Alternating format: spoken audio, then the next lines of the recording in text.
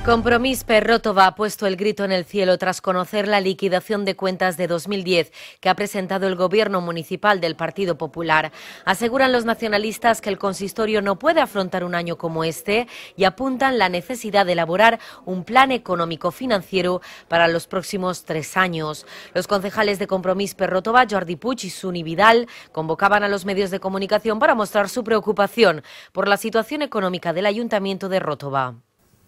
És a dir, per cada 100 euros ingressats se n'han gastat 143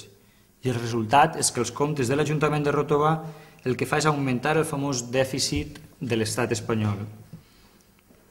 No oblidem que el resultat pressupostari ha tret un resultat, atenció, de menys 685.000 euros, el que vol dir que ens hem gastat 685.000 euros que no havíem ingressat. Según ha manifestado el portavoz de Compromís, el ayuntamiento todavía tenía fondos en la caja y eso ha supuesto que el balance final sea positivo, pero lo cierto es que, según Puig, el municipio no puede soportar un nuevo ejercicio como el de 2010 porque ya no cuenta con la liquidez suficiente para cubrir un desajuste como el que se ha producido durante este año. Apunta Jordi Puig que esta situación provoca que el ayuntamiento no puede concretar nuevas operaciones de crédito a largo plazo y, por tanto, el consistorio no podrá pedir subvenciones si no son al 100%.